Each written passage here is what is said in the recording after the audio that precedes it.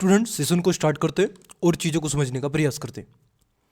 I hope कि आप अच्छे होंगे और मन लगा के पढ़ रहे होंगे। मैं मिस्टर कुमार स्वागत करता हूं आपका आपके अपने एजुकेशन बायर सिविल सर्विसेज यूट्यूब चैनल में। स्टूडेंट्स, हमारी जो परिचर्चा आपसे क्लासेस में चल रही थी वह परिचर्चा चल रही थी विजन आईएएस के टेस्ट सीरीज पर। ये जो विजन आईएएस का टेस्ट सीरीज है प्यारे बच्चे, ये यूपीएससी के प्रीलिम्स 2025 को टारगेट करते हुए 2025 को टारगेट करते हुए आपसे चर्चा का बिंदु बनाया जा रहा है। अगर आप भी हमारे एजुकेशन बायर सिविल सर्विस यूट्यूब चैनल पर पहली बार आए हैं तो तहे दिल से आपका स्वागत है। चैनल को सब्सक्राइब नहीं किया है तो कर लीजिएगा, वीडियो को लाइक कर दीजिएगा, जितना हो सके दोस्तों के साथ शेयर करना मत भूलिएगा। प्यारे स्टूडेंट्स, ये टेस्ट नंबर 5 है, ये टेस्ट नंबर 5 है और इसका पार्ट नंबर आप देखोगे 3 और लास्ट पार्ट है, क्योंकि हम एक टेस्ट को 3 पार्ट्स में आपसे कवर करने का प्रयास करते हैं, जिसमें आपकी क्लासेस समथिंग 1 से सवा घंटे के आसपास की होती है। इसकी ड्यूरेशन ज़्यादा लंबी हम नहीं रखते हैं ताकि स्टूडेंट्स कम समय में अधिक क्वेश्चन आपके अटेम्प्ट्स कर सके। वहीं एजुकेशन बायर ना आपको केवल विजन आईएएस की टेस्ट सीरीज प्रोवाइड करा रहा है, बल्कि इन सब के अलावा दृष्टि आईएएस की टेस्ट सीरीज भी प्रोवाइड हम करवाते चल रहे हैं, जिसमें अब तक आपके दृष्टि आईएएस के 7 टेस्ट, जिसमें सीसेट के 2 और जीएस के 5 और करंट अफेयर के 2 से 3 टेस्ट आपके उपलब्ध करा दिए गए हैं। और विजन आईएएस का ये टेस्ट नंबर 5 है। इसके अलावा 4 टेस्ट ऑलरेडी हो चुके हैं, 5वां भी आपका आज कंप्लीट हो जाएगा। अगर आप भी इसका पीडीएफ पाना चाहते हैं तो लिंक टेलीग्राम का डिस्क्रिप्शन में दिया हुआ है, वहां पर जाइए, विजिट कीजिएगा और वहां पर आप इसका पीडीएफ डाउनलोड कर सकते हैं। वहीं अगर आप मुझसे पर्सनली कोई बात क्वेश्चन पूछना चाहते हैं तो कमेंट्स भी कर सकते हैं। इन सब के अलावा इंस्टा पर मुझे फॉलो कर सकते हैं, एजुकेशन बायर सिविल सर्विस, सेम यही डीपी लग रही है। आप फेसबुक पर भी फॉलो कर सकते हैं, सागर चिकारा के नाम से आईडी है, यही आपको डीपी लगी हुई मिलेगी। तो चलिए समय लगाते हुए आगे बढ़ते हैं और चीज़ों को देखने का प्रयास करते हैं। एजुकेशन बायर ना केवल आपके लिए दृष्टि आईएएस की टेस्ट सीरीज लेकर के आ रहा है, इन सब के अलावा जीएस के फाउंडेशन ओरिएंट करके भी आपका रिवीजन एक कोर्स भी लेकर के आ रहा है, जो आपको निःशुल्क और मुफ्त फ्री में उपलब्ध कराया जा रहा है, जिसमें हम आपसे polity, economy, history, geography, science and tech, ecology, environment का संपूर्ण रिवीजन करने का प्रयास आपसे कर रहे हैं। तो लास्ट क्लास में जो क्वेश्चन था उस पर आइए चर्चा का बिंदु बना लेते हैं। देखिए, लास्ट जो क्वेश्चन आपसे पूछा गया था, क्वेश्चन क्या था? देखिए बच्चे, क्वेश्चन था आपका 60 नंबर। ये कह रहे हैं कि स्थूल बाहु की अध्यक्षता में आयोजित प्रथम जैन परिषद निम्नलिखित में से किस शहर में आयोजित की गई थी?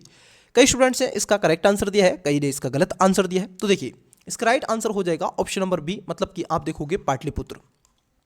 यह है प्रथम जो जैन परिषद जो शताब्दी ईसा पूर्व के अध्यक्ष दिगंबर नेता स्थूलभद्र के द्वारा पाटलिपुत्र में की गई थी, और द्वितीय जो जैन की गई थी, ये आप देखोगे, ये दूसरी जो की गई थी, वन सेकेंड, ये दूसरी जो की गई थी बच्चे, वो 512 में की गई थी, और ये 512 में मैत्रक राजवंश के शासन दौरान वल्लवी गुजरात में किया गया था। ठीक है, और इसकी जो अध्यक्षता की थी देवहर्षि क्षमाश्रम के द्वारा की गई थी। इट्स क्लियर है ना? चलिए अगले क्वेश्चन की तरफ बढ़ते हैं, अगले क्वेश्चन को देखने का प्रयास करते हैं। आज की क्लास का नेक्स्ट क्वेश्चन देखिए, क्वेश्चन क्या है? यहां पर एक पूरा आपको पैराग्राफ देके रखा है, और पैराग्राफ देकर के आपसे पूछ रहा है कि ये जो चर्चा परिचर्चा की जा रही है, ये निम्नलिखित में से किसके बारे में की जा रही है। इट्स क्लियर है ना? तो चलिए आइए इसी को देखने का प्रयास करते हैं। देखिए, ये कह रहे हैं आपसे, अपने शासक की ओर से किए गए उसके सैन्य अभियानों को अमीर खुसरो द्वारा दर्ज किया गया था। 1309 ईस्वी से 1311 ईस्वी के बीच उसने दक्षिण भारत में कई सैन्य अभियानों का नेतृत्व किया था।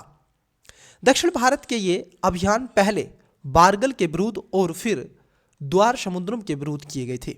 उपयुक्त परिच्छेद में से निम्नलिखित में से किस व्यक्तित्व का वर्णन किया गया है? अब देखिए बच्चे, यहां पर बड़ी इजी वे में आपसे क्वेश्चन पूछा गया है।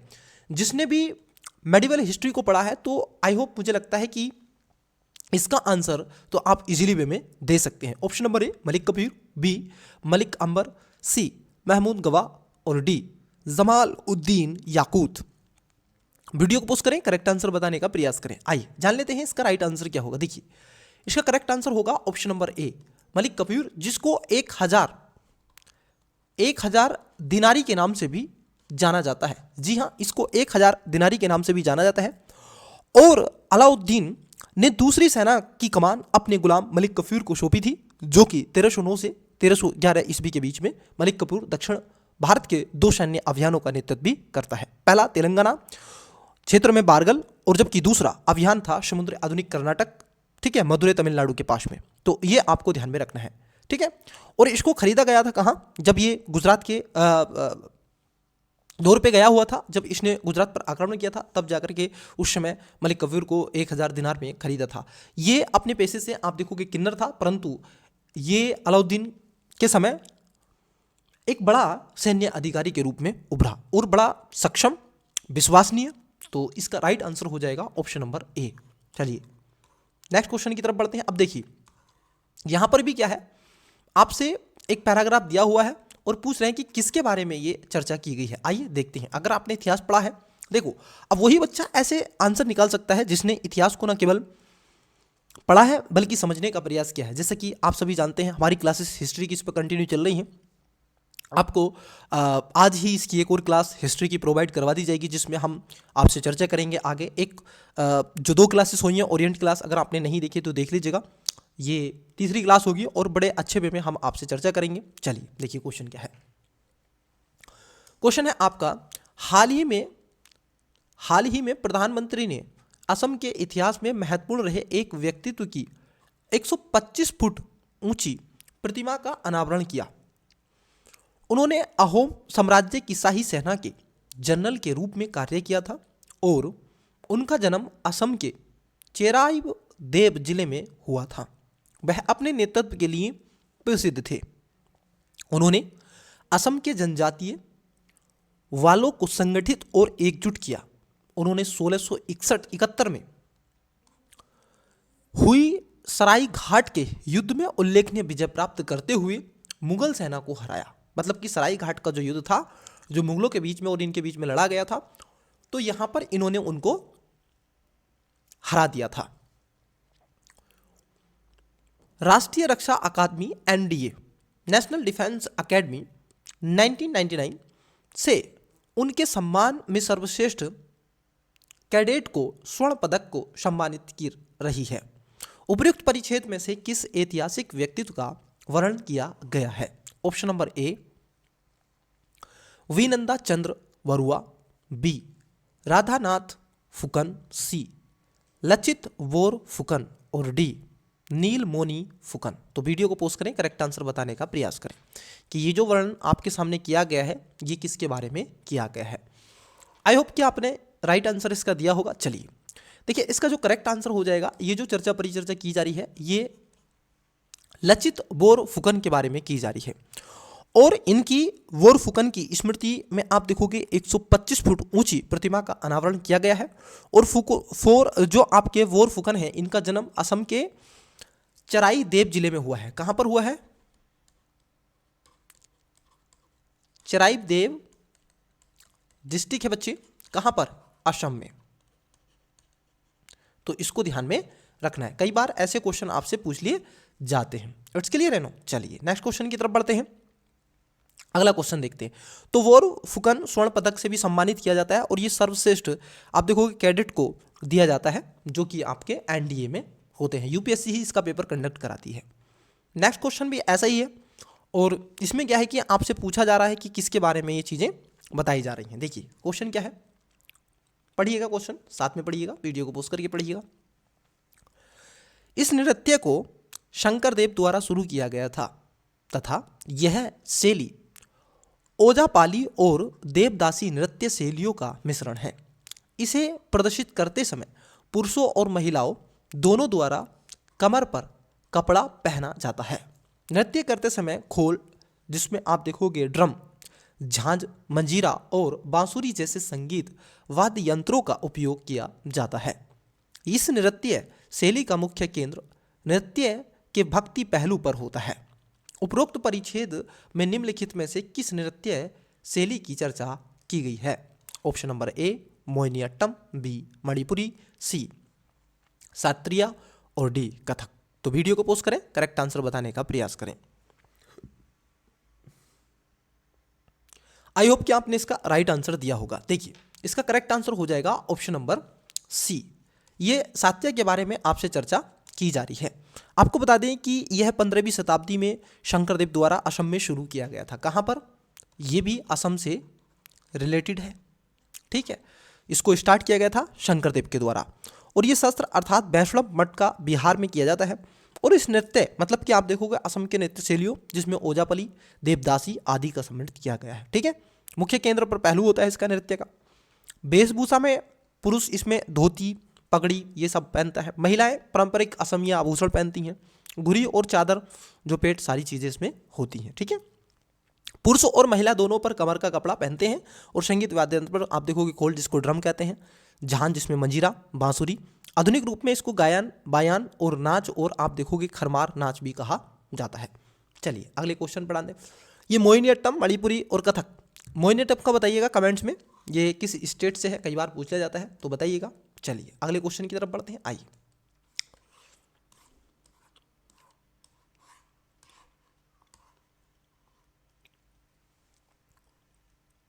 देखिए क्वेश्चन नंबर है 64। प्राचीन भारत के संदर्भ में निम्नलिखित में से कौन से शासक ने अन्य 3 शासकों की तुलना में पहले शासन किया था? अब मतलब कि ये इजी में से इजी क्वेश्चन अगर आप पूछेंगे इतिहास में तो मुझे लगता है कि इससे इजी क्वेश्चन तो आपको मिलेगा ही नहीं। तो बच्चे जो भी स्टूडेंट्स इसका राइट आंसर देगा कमेंट्स में, ठीक है, जो भी स्टूडेंट्स राइट आंसर देगा इसका कमेंट्स में, तो उसको एक काम करना पड़ेगा, इनका सबका सीक्वेंस बताना पड़ेगा और विद डेट भी इनकी बतानी होगी। तो सबसे पहले कौन आया था बस यही आपको बताना है। जिसको एक क्रम पता होगा, जैसे हर्यक वंश के शासक आपको पता होंगे, ठीक है। पहले बिंबिसार आता है कि बिंदुसार, कई बार बच्चे इसमें कंफ्यूज हो जाते हैं। तो पहले बिंबिसार आता है, बिंदुसार तो बाद में आता है, ठीक है, अशोक के पहले। ये ध्यान में रखने वाली चीज़ें हैं।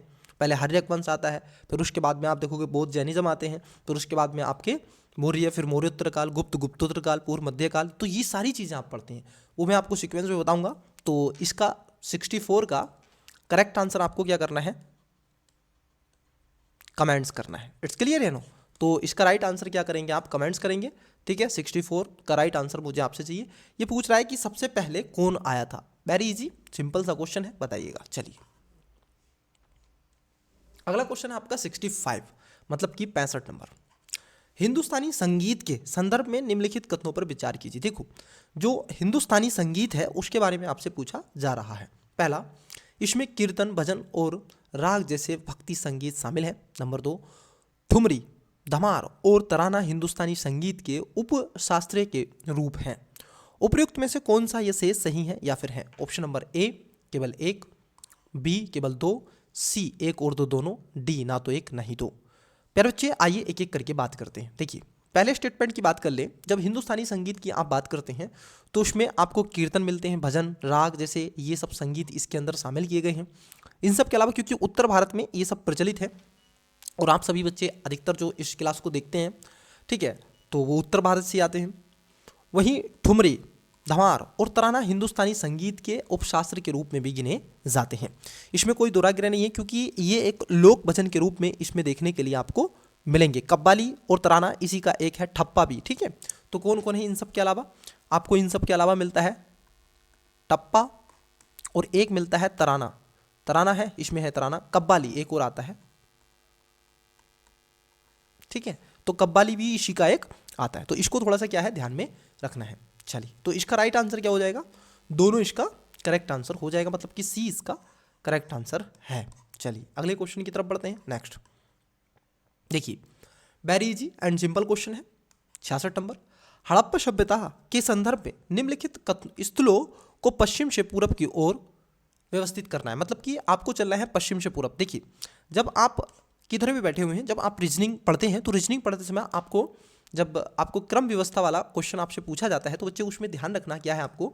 देखिए वहाँ पर आपको ये साइड बना लेनी, जैसे नॉर्थ, साउथ, ईस्ट और वेस्ट। और अपना मुंह हमेशा जब भी इस क्वेश्चन करें तो नॉर्थ में रखना, ठीक है। अपना मुंह जिधर आप किधर भी साइड में बैठे हो, दुनिया के किसी कोने में बैठे हो, जब आप क्वेश्चन कर रहे हो तो अपना मुंह नॉर्थ की तरफ एज्यूम कर लेना और इस तरीके से एक ग्राफ बना लेना और बस जैसे जैसे पूछा जाए वैसे वैसे डायरेक्शन उसकी घुमाते चले जाना। अब यहाँ पर क्या कह रहे हैं कि आपको पश्चिम से पूर्व, मतलब कि ये जो आपका पश्चिम है इससे आपको पूर्व की ओर लेकर के जाना है। मतलब कि आप देख रहे हो डब्ल्यू से ई की तरफ जाना है, मतलब कि वेस्ट से इसकी तरफ जाना है, तो बस उसी में अब आपको लगा देना है। देखिए एक एक करके बात करते हैं। आइए, मतलब कि देखिए कोटदुनी, कोट दीजी, पहला सूतकड़ोर, लोथल, मांडा, अमारी। अब देखो इसके लिए क्या होना चाहिए, आपकी मैपिंग होनी चाहिए। और ऐसी क्लास आपको कहाँ मिलेगी, तो ऐसी क्लास में आपको मिस्टर कुमार सर ही ऐसी क्लास करवा रहे हैं, ठीक है, जो आपके लिए बहुत ही ज़्यादा सफिशियंट है। तो बच्चे आजकल मैपिंग से हिस्ट्री के क्वेश्चन पूछे जाते हैं। अब इस क्वेश्चन को वही बच्चा कर सकता है जिसने हड़प्पा सभ्यता का मैप भी देखा हो, ठीक है, उसके स्थलों का मैप देखा हो। आइए क्वेश्चन की तरफ चलते हैं, ऑप्शंस देखते हैं। देखिए पहले कह रहे हैं पहला, दूसरा, तीसरा, चौथा, पांचवा। बी 1 3 4, 1 3 2 4 5। सी में कह रहे हैं 2 3 1 5 4। और डी में कह रहे हैं आपका 2 5 1 3 4। अब आपको बताना है वीडियो को पॉज करके कि इसका राइट आंसर क्या होगा। चलिए एक एक करके बात करेंगे। आइए देखिए, सबसे पहले देखिए आपका कौन सा स्थान आएगा। अगर आप स्थानों की बात कर ले तो हड़प्पा सभ्यता जो कि 2500 से 2900 तक मानी जाती है, सॉरी 1900 तक। अब तो पूर्व हड़प्पा सभ्यता के काल की बात हो रही है, लगभग कि 3000 से 3500 की, जब ताम्र पाषाण काल की बात करते हैं उससे, ठीक है, उसको कनेक्ट किया जा रहा है, जो नई रिसर्च अभी चर्चाओं में आ रही है।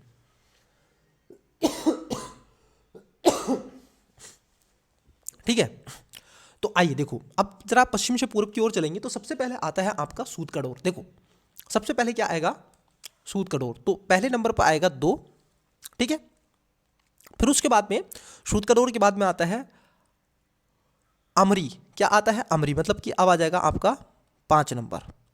5 नंबर के बाद में अगर आप देखें, फिर उसके बाद में 5 नंबर के बाद में आता है आपका कोट दीजी, मतलब कि कोट दीजी पहला नंबर, ठीक है, कोट दीजी पहला नंबर आ जाएगा। उसके पश्चात आता है आपका लोथल 3 नंबर।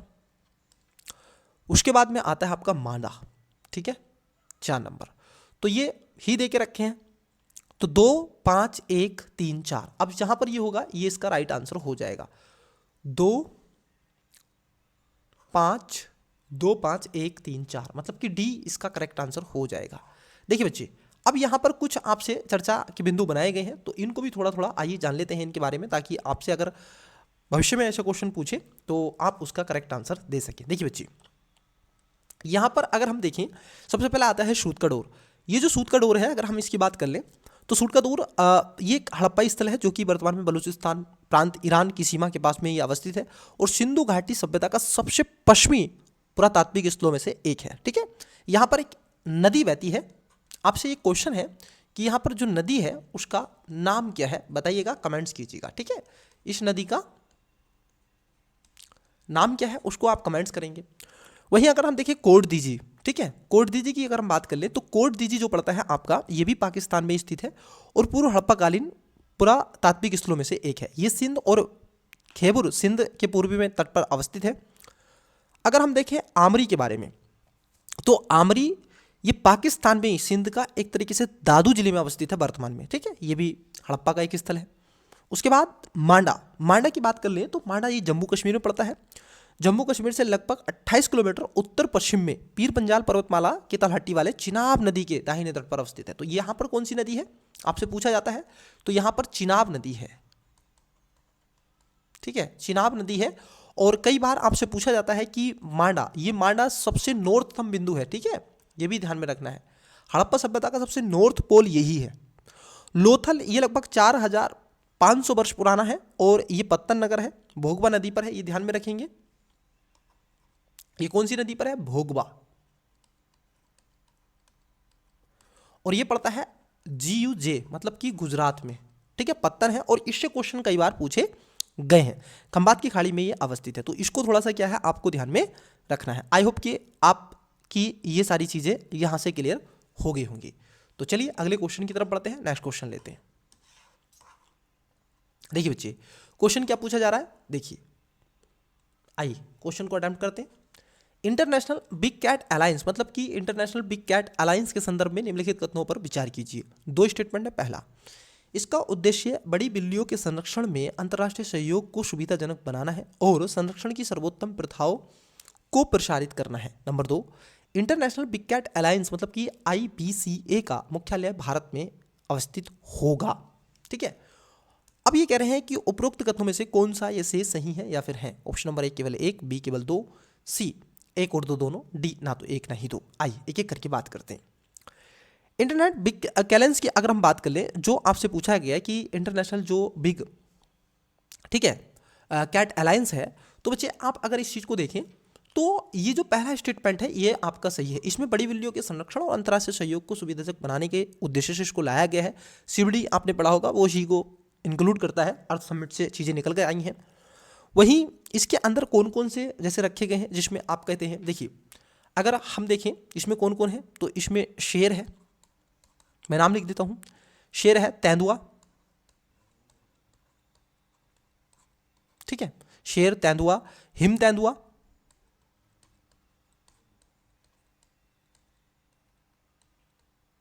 हिम तेंदुआ सॉरी, इन सब के अलावा चीता, हिम तेंदुआ के बाद में चीता, जगुआर,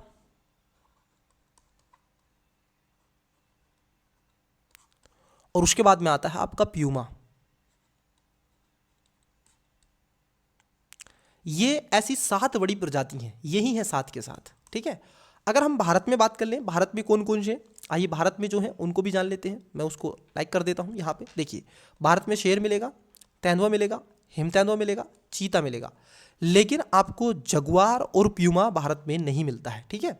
भारत में केवल आपको 5 मिलते हैं, ठीक है। आपको शेर मिलेगा, तेंदुआ मिलेगा, हिम तेंदुआ मिलेगा, चीता पहले नहीं थे, लेकिन एक जो आपने देखा होगा एक नीति चलवाई गई, भारत सरकार पॉलिसी बनाई और सीधे कहाँ से, साउथ अफ्रीका से चीते हम लेकर गए, नामीबिया से चीते हम लेकर के आए, ठीक है, और 20 चीते लेकर गए हैं। तो दोनों स्टेटमेंट यहाँ पर सही हो जाएंगे, ठीक है। इसका मुख्यालय भारत में ही है। और मैं आपको बता दूं, भारत में क्योंकि 150 करोड़ रुपए के 5 वर्षों के लिए देने की प्रतिबद्धता को यहाँ पर बड़ी बिल्लियों के सर्वोत्तम के रूप में आगे लाने के लिए भारत ने इसका नेतृत्व किया है, वैश्विक मान्यता भी इसको मिल चुकी है, ठीक है। तो इसको थोड़ा सा ध्यान में आपको रखना है। It's clear, you know. चलिए अगले क्वेश्चन की तरफ बढ़ते हैं, नेक्स्ट क्वेश्चन लेते हैं। देखिए क्वेश्चन क्या है, क्वेश्चन का राइट आंसर दे बच्चे 68 number. Global state report for building and construction, building GSR 2024 नामक रिपोर्ट किसके द्वारा जारी की गई है। तो इसका राइट आंसर कमेंट्स करिएगा, ठीक है। क्वेश्चन नंबर 68 का option number A UNFCCC, B जलवायु परिवर्तन पर अंतर सरकारी पैनल मतलब कि IPCC, सी UNEP एवं ग्लोबल AVC, डी अंतर्राष्ट्रीय ऊर्जा एजेंसी। वीडियो को पोस्ट करें, करेक्ट आंसर बताने का प्रयास करें। बड़ा ही अच्छा है, global state report for building and construction, ठीक है। ये पर कौन रिपोर्ट करता है, कौन नहीं करता है, तो बताइएगा, ठीक है। करेक्ट आंसर देने का प्रयास कीजिएगा। चलिए अगले क्वेश्चन की तरफ बढ़ते हैं। देखिए क्वेश्चन क्या है, यहां पर क्वेश्चन में पूछा जा रहा है आपसे, हर्षवर्धन प्राचीन भारत का एक महत्वपूर्ण शासक था। उसने बौद्ध धर्म के संरक्षण और उत्तरी भारत को एकजुट करने के प्रयास के लिए भी जाना जाता है। हर्षवर्धन के बारे में निम्नलिखित कथनों में से कौन सा या से सही है या फिर है। ऑप्शन नंबर ए, हर्षगुप्त साम्राज्य का अंतिम शासक था। क्या ऐसा है कि वह अंतिम शासक था? तो ये तो कर रहे हैं बकवास भाई साहब, ठीक है। वहीं हर्ष का साम्राज्य संपूर्ण भारतीय उपमहाद्वीप तक विस्तृत था। जिस स्टूडेंट्स ने वह क्लास अगर देखी होगी जिसमें मैंने ओरिएंट क्लास हिस्ट्री की करवाई है, तो वहाँ पर भी कई चीज़ें मैंने आपको सेकंड क्लास में मैप दिखाया है, तो उससे भी आप इस चीज़ को ऑब्जर्व कर सकते हैं। तो सारी चीज़ें आपको अवेलेबल है और मैं ही करवा रहा हूँ, तो आप देखिएगा ना, ठीक है। विदाउट आपको फीस पे किए हुए आपको वो चीज़ें मिल रही हैं जो स्टूडेंट्स 1-2 लाख रुपए वहाँ पर खर्च करता है तब उसको वो चीज़ें मिलती हैं, ठीक है। तो इस चीज़ को भी थोड़ा सा ध्यान में रखिएगा। ये चीज़ें कोई ऐसा ही नहीं है कि आपको कहीं से भी ला करके पढ़ा दी जा रही है, नहीं। ओरिएंट चीज़ें, वो चीज़ें आपको मिल रही हैं जो बच्चे 2-2 ढाई लाख रुपए फीस देते हैं, ठीक है, खर्च करते हैं, तब वो जा करके पढ़ते हैं। तो आपको घर बैठे ये अपॉर्चुनिटी मिल रही है, ठीक है।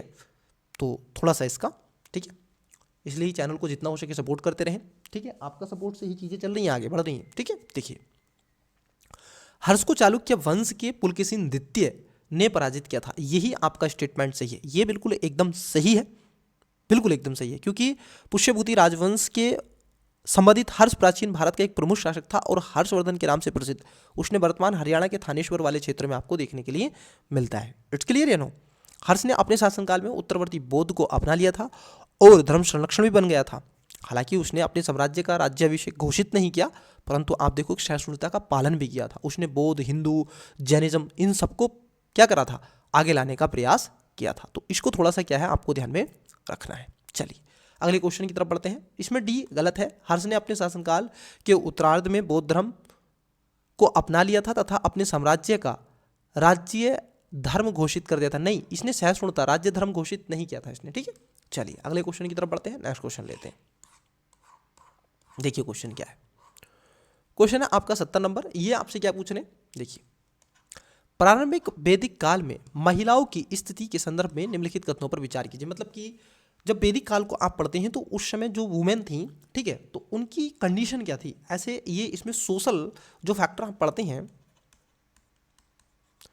ठीक है, सोशल जब आप पढ़ते हैं सोशल सिस्टम, तो वहां से सोशल सिस्टम से क्वेश्चन पूछा गया है हिस्ट्री में। ठीक है, और आपको किताबें क्या हैं देती तो हैं, परंतु बच्चे नहीं पढ़ पाते हैं। और हमारी क्लास की यही एक सिचुएशन है, कंडीशन है कि हम आपसे पॉलिटिकल, इकोनॉमिकल और उसके साथ साथ सोशल और जो आर्थिक, ठीक है, इन सभी प्रशासनिक, इन सभी बिंदुओं पर हम अलग अलग फैक्टर वाइज आपसे चर्चा करते हैं। ये एजुकेशन बायर सिविल सर्विसेज प्रतिबद्धता के लिए जाना जाता है अपनी। ठीक है, तो इसको ध्यान में रखेंगे। आइए देखिए, पहला है उन्हें सभा और समिति की बैठक में भाग लेने की अनुमति दी गई थी। जरा समझना बच्चे, यहाँ पर क्या कह रहे हैं आपसे कि वैदिक काल के बारे में क्वेश्चन ये पूछा जा रहा है। ठीक है, किसके बारे में पूछा रहा है आपसे, वैदिक काल के बारे में क्वेश्चन पूछ रहे हैं।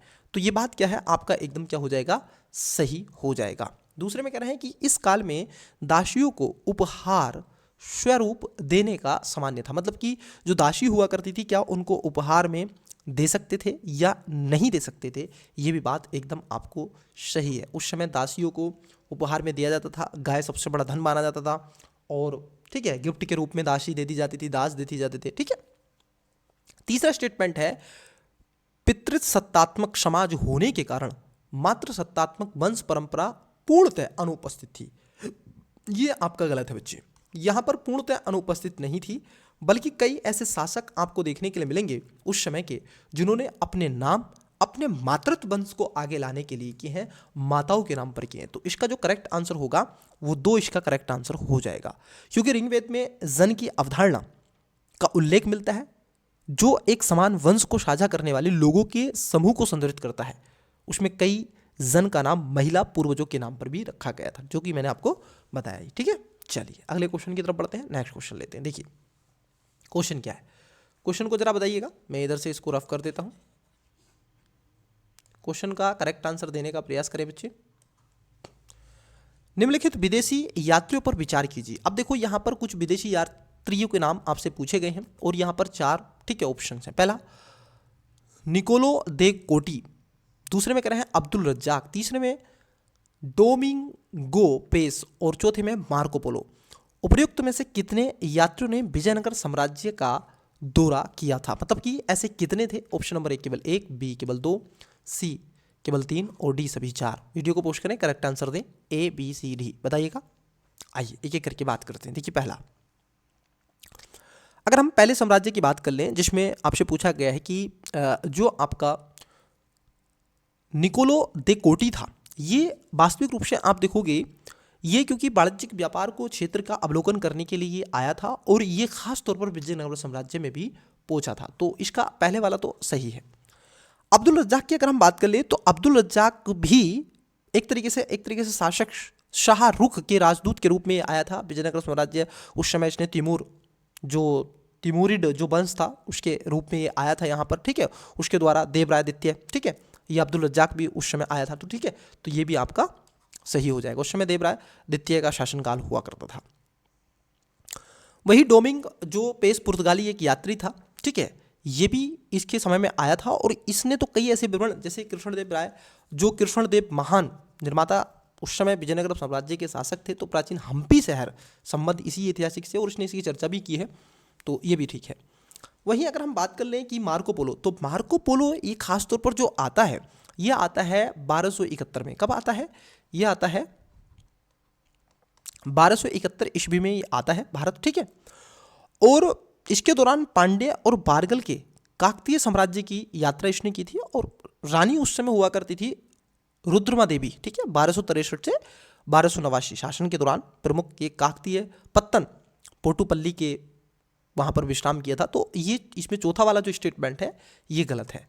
जबकि अगर आप देखेंगे पहला दूसरा तीसरा सही है, तो कितने सही पूछे आपसे, ठीक है। पेयर वाला है ना, कितने सही हैं, तो इसमें कितने सही हैं, 3 सही हैं इसमें, 1 2 3, ठीक है। तो सी इसका करेक्ट आंसर हो जाएगा।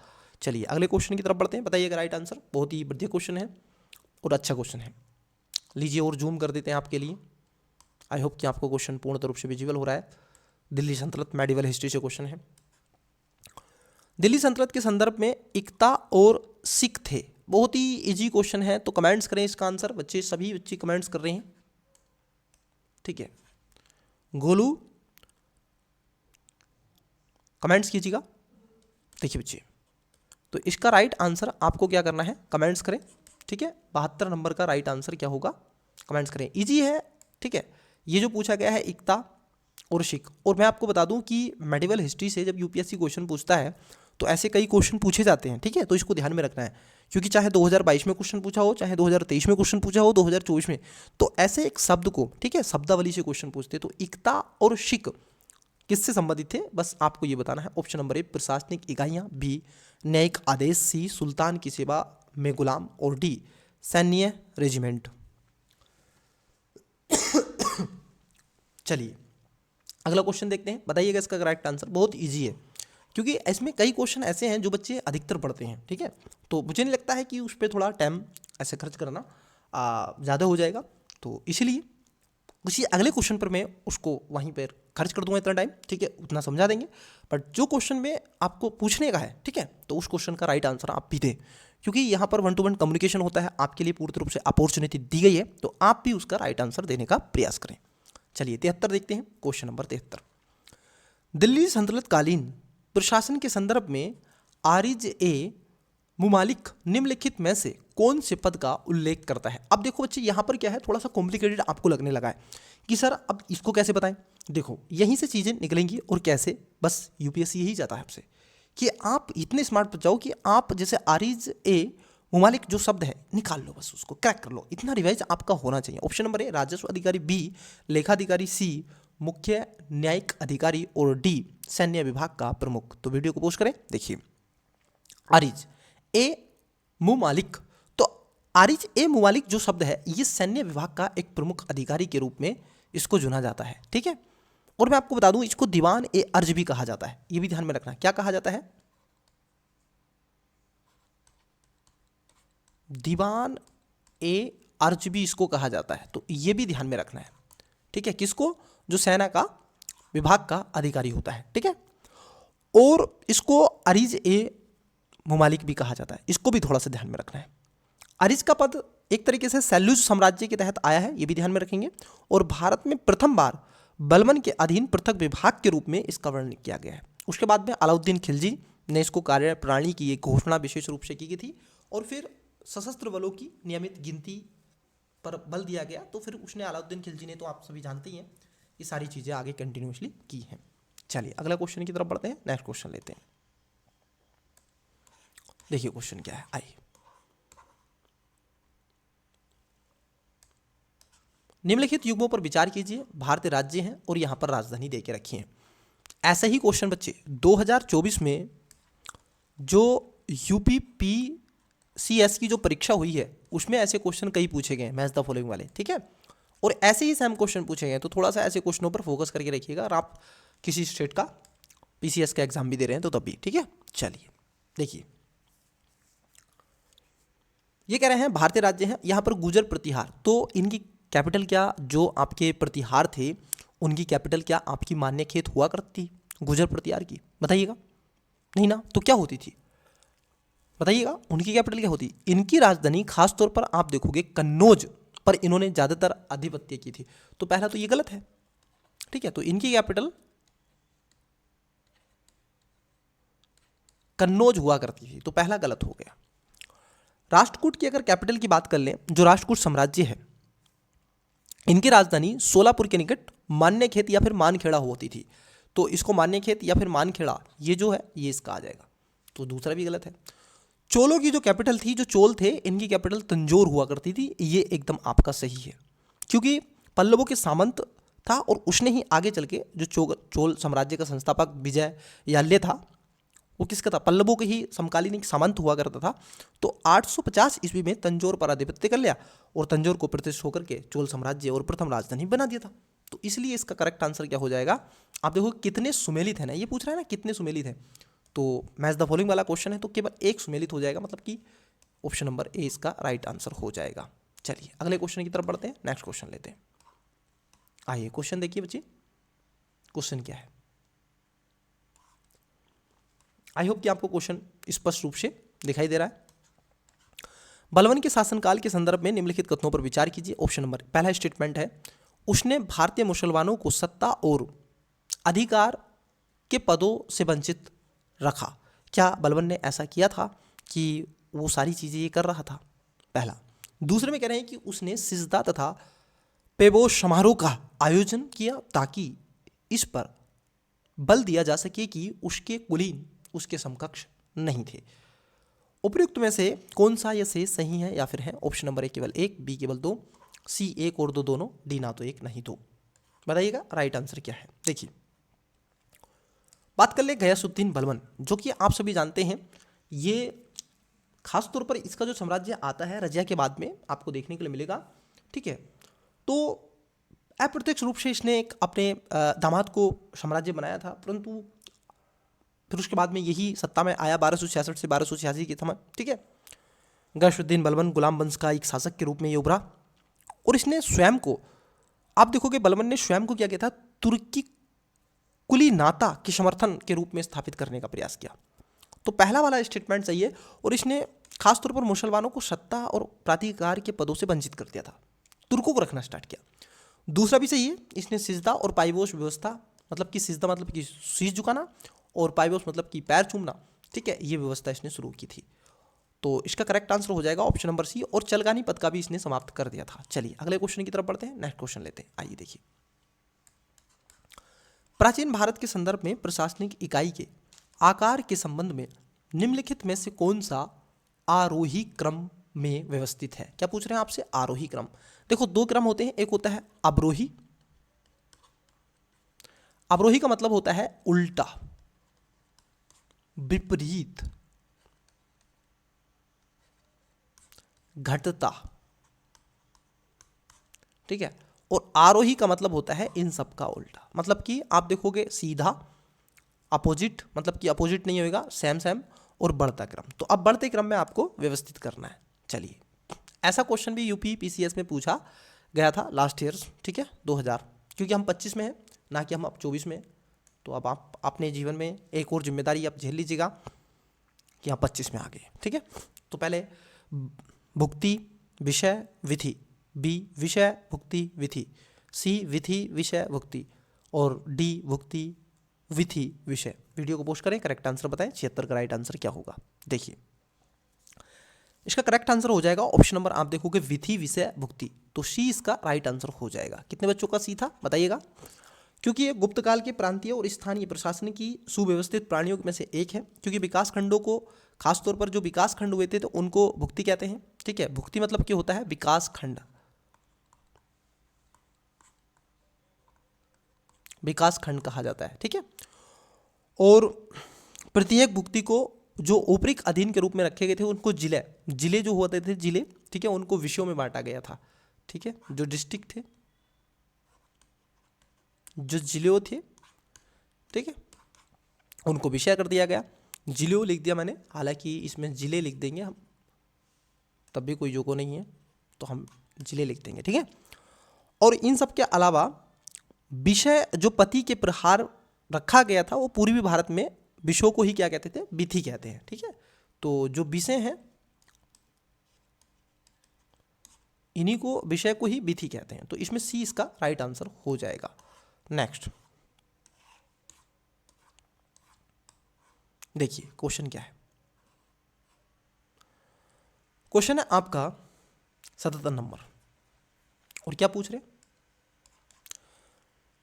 राष्ट्रकूट राजा अमोघ वर्ष के संदर्भ में निम्नलिखित कथनों पर विचार कीजिए। अब 3 स्टेटमेंट यहाँ पर पूछे गए हैं। पहला, वह राष्ट्रकूट वंश का संस्थापक और सर्वाधिक समय तक शासन करने वाले शासक था। नंबर 2, एलोरा में प्रसिद्ध शैलकृत शिव मंदिर अमोघ वर्ष द्वारा बनवाया गया था। नंबर 3, उसे कविराज मार्ग की रचना का श्रेय दिया जाता है। ऑप्शन नंबर ए केवल 1, बी केवल 2, सी सभी 3 और डी कोई नहीं। तो वीडियो को पोस्ट करें, करेक्ट आंसर बताने का प्रयास करें।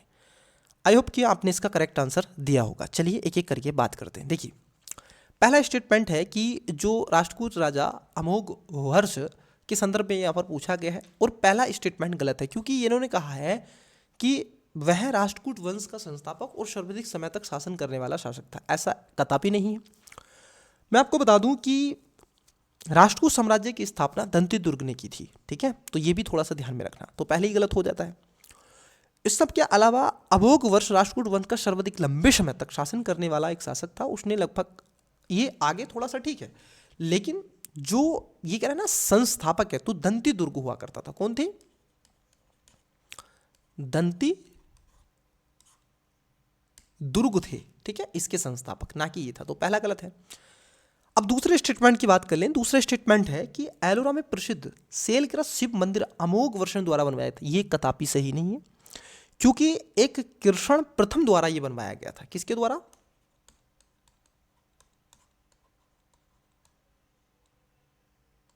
कृष्ण प्रथम द्वारा ये बनवाया गया था। ठीक है, तो तीसरा स्टेटमेंट सही है, उसने कविराज मार्ग की रचना का श्रेय खासतौर पर उसे दिया जाता है। ये बात एकदम सही है। ठीक है, तो इसमें तीसरा स्टेटमेंट आपका सही हो जाएगा। तो कितने सही हैं? तो आप कहोगे इसमें केवल आप देखोगे एक सही है। ऑप्शन नंबर ए इसका करेक्ट आंसर हो जाएगा। नेक्स्ट, बौद्ध और जैन साहित्य के संदर्भ में निम्नलिखित कथनों पर विचार कीजिए। जो लास्ट आपका पार्ट नंबर 2 है, लास्ट क्लास जो हुई थी मेरी, ठीक है, उसकी अगर हम बात कर ले तो उस पर ये चीज़ें आपको देखने के लिए मिलती हैं। पहला है, पाली भाषा में रचित प्राचीनतम जैन ग्रंथों को अंग, मतलब कि आप देखोगे, कहा जाता है। नंबर 2, सबसे प्राचीन बौद्ध ग्रंथों को त्रिपिटक कहा जाता है जो संस्कृत भाषा में लिखे गए हैं। अब जरा समझना, जो बौद्ध ग्रंथ है त्रिपिटक में शुत्ता पिटक, ठीक है, विनय पिटक, अभिधम पिटक, ठीक है, उनके बारे में यहाँ पर पूछा गया है। पूछ रहे हैं कौन सा ये से सही है या फिर है। ऑप्शन नंबर ए केवल 1, बी केवल 2, सी एक और दोनों, डी ना तो एक नहीं दो। वीडियो को पोस्ट करें, क्वेश्चन नंबर 78 का राइट आंसर देने का प्रयास करें। आई होप कि आपने इसका करेक्ट आंसर दिया होगा। देखिए पहला वाला देखते हैं। तो पहला वाला गलत है कि पाली भाषा में रचित प्राचीनतम जैन ग्रंथों को अंग। देखो, ये जो जैन ग्रंथ है, ये पहली बात तो आप देखोगे पाली भाषा में नहीं थे। ठीक है, इसको थोड़ा सा ध्यान में रखना है क्योंकि जैन साहित्य सदियों से मौखिक परंपरा के माध्यम से प्रचलन में रहा और सबसे प्राचीन ग्रंथ जो जैन ग्रंथ अंग है, ठीक है, वो प्राकृत भाषा में लिखा गया है। तो पाली में नहीं है, किस में है? प्राकृत में है। तो प्राकृत में है, तो पहला गलत हो जाएगा। दूसरा भी गलत है क्योंकि ये संस्कृत में नहीं है, ये पाली भाषा में। ठीक है, तो ये भी ध्यान में रखना है आपको। 1 सेकेंड, किस में है? पाली भाषा में। ठीक है, ये भी गलत है।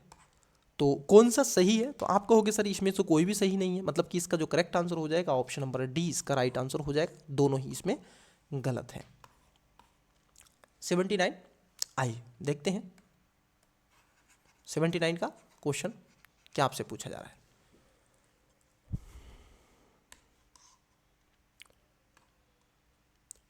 बताइएगा राइट आंसर क्या है। देखिए क्वेश्चन क्या पूछा गया, थोड़ा सा टेक्निकल थोड़ा इश्यू है नेट का, तो क्वेश्चन को आने दीजिएगा सामने, जैसे ही क्वेश्चन आएगा हम पढ़ेंगे। दिल्ली सल्तनत काल के संदर्भ में निम्नलिखित में से कौन सा जिम्मी को निर्दिष्ट करता है। आप देखो यहाँ पर एक वर्ड है जिम्मी, ठीक है, कई बच्चे नहीं समझ में आता है जिम्मी क्या है सर, ये कैसा शब्द है।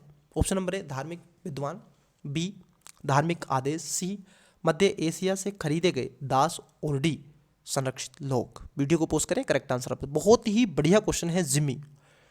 देखिए जिम्मी खास तौर पर आप देखोगे दिल्ली सल्तनत काल के दौरान में अधीनस्थ जो हिंदुओं को जिम्मी कहा जाता था, ये संरक्षित लोगों का एक दर्जा प्रदान करते हैं। ठीक है, अर्थात उन्हें मुसलमान शासन को स्वीकार किया गया और जजिया नामक एक कर का भुगतान करने के लिए वो सहमत हुआ करते थे, ठीक है, जिसमें सैन्य सेवा के बदले वो कर देते थे। तो इसको जिम्मी कहते हैं।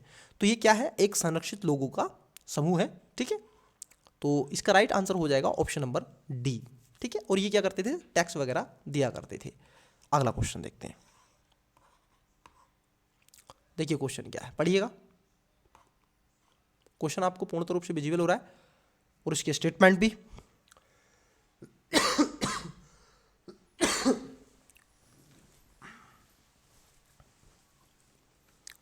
हाल ही में green and social bond impact report 2023 जारी की गई। इस संदर्भ में निम्नलिखित कथनों पर विचार कीजिए। पहला, ग्रीन बॉन्ड कार्यक्रम की शुरुआत वर्ष 2010 में UNFCCC के द्वारा की गई थी। ऑप्शन नंबर स्टेटमेंट दूसरा कह रहा है, भारत का प्रथम ग्रीन बॉन्ड भारतीय रिजर्व बैंक द्वारा वर्ष 2015 में भारत के प्रथम sovereign green bond SGVS framework के तहत जारी किया गया था। देखो बच्चे, अगर आप देखोगे, पहला ये कह रहे हैं कि UNFCCC के द्वारा 2010 में शुरू किया गया था। ये अंतरराष्ट्रीय वित्त निगम IFC, और जब आप वर्ल्ड बैंक पढ़ते हैं तो उसमें उसका एक संस्था है, ठीक है, IFC, तो उसके द्वारा शुरू किया गया था, परंतु ये 2010 में किया गया था। तो पहला स्टेटमेंट गलत है, UNFCCC के द्वारा नहीं किया गया था। वहीं दूसरा भी स्टेटमेंट गलत है। भारत का प्रथम जो बॉन्ड था, ग्रीन बॉन्ड था, अगर आप उसकी बात कर ले तो ये 2022 में इसको शुरू किया गया था। पहली बात तो इसको ध्यान में रखेंगे। 2022 में वित्त मंत्रालय ने भारत के प्रथम सोवरेन बॉन्ड की, ठीक है, फ्रेमवर्क को मंजूरी दे दी गई थी। और प्रथम ग्रीन जो बॉन्ड था वर्ष 2015 में यस बैंक लिमिटेड के द्वारा जारी किया गया था। ये भी ध्यान में रखना। और ये यहां पर क्या कह रहे हैं, भारतीय रिजर्व बैंक के द्वारा, ठीक है। तो कौन सी बैंक थी, यस बैंक थी, ठीक है। तो ये दोनों स्टेटमेंट यहां पर क्या हो जाएंगे, गलत हो जाएंगे। तो कौन सा सही पूछा है, तो इसमें कोई भी सही नहीं है, मतलब कि डी इसका करेक्ट आंसर हो जाएगा, ना तो एक ना ही दो। कई बच्चे कह रहे होंगे कि सर ये बॉन्ड नामक चीज क्या है, जो बिगिनर एस्पिरेंट्स है। देखिए, बॉन्ड मतलब का होता है कि मान लीजिए ये आपकी एक कंपनी है। देखिएगा, जो भी स्टूडेंट्स इस क्लास को देख रहे हैं, मैं एक उदाहरण के रूप में आपको बता रहा हूँ। बाकी का ये इकोनॉमी का एक कॉन्सेप्ट है, ठीक है। जब हम क्लास आपसे चर्चा का बिंदु बनाएंगे तो आपको बताएंगे इसको। मैं एक ओवरव्यू आपको दे देता हूँ इसका। देखिए, अब ये क्या है, मान लीजिए आपकी एक कंपनी है, ये ए। अब आपको पैसे की ज़रूरत है, ठीक है। क्या है, अब आपको पैसे की ज़रूरत है, कंपनी में इन्वेस्ट करना है, ठीक है। तो ऐसी स्थिति में आप क्या करोगे, इसके कुछ पेपर लेके आओगे और मार्केट में, चूंकि आपकी क्या है, लिस्टेड है कंपनी, तो आपने क्या हुआ, एक पेपर लेके आ गए और कहने लगे कि भाई कोई भी व्यक्ति इसको खरीदेगा तो जितना भी प्रॉफिट होगा, या मेरी कंपनी जितने की भी, मान लो 100 रुपये की मेरी कंपनी है, ठीक है, 100 की मेरी कंपनी है, तो मैंने 20 के ये बॉन्ड बेच दिए। तो मैंने कहा उसकी 20% हिस्सेदारी इसमें हो जाएगी, ठीक है, मेरी कंपनी में, जो भी इसको खरीद लेगा। अब आपने क्या किया, इसके कोई दाम रख दिया, मतलब कि 20 रुपये आपने लग दिया।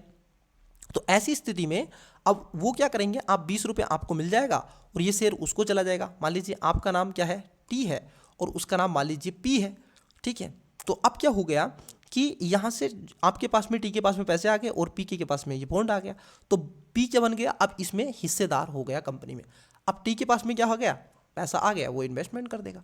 तो अब क्या होगी, उसकी हिस्सेदारी होगी। तो बॉन्ड क्या मतलब होता है कि किसी भी कंपनी के द्वारा, या IPO लाया जाता है, किसी भी कंपनी के द्वारा अपने आप को पैसे और ज़्यादा क्या करना है, उसमें इन्वेस्टमेंट करना है, हिस्सेदारी को, मतलब कि अपनी जो हिस्सेदारी है कम करना है, दूसरे की हिस्सेदारी को बढ़ावा देना है। तो पैसे जुटाने के लिए ये कंपनियां लाती रहती हैं। चलिए, निम्नलिखित युद्धों को सही काला अनुक्रम में व्यवस्थित कीजिए। अब देखो, चौसा का युद्ध पूछ लिया है, पानीपत का प्रथम युद्ध पूछ लिया है, कन्नौज का युद्ध पूछ लिए हैं, ठीक है। और सही पूछा गया है कूट। ए में कह रहे हैं 2-3-1, बी 3-1-2, सी 2-1-3, डी 1-3-2। वीडियो को पोस्ट करें, करेक्ट आंसर बताएं। देखिए, आइए एक एक करके बात करते हैं। पहले इसको रफ कर देते हैं। देखिए, सबसे पहले अगर हम देखें पानीपत के युद्ध की, अगर हम बात कर ले, चौसा का युद्ध देख ले जाए। देखो, चौसा का जो युद्ध हुआ था, ठीक है, ये खास तौर पर शेरशाह सूरी और हुमायूं के बीच में लड़ा गया एक युद्ध था।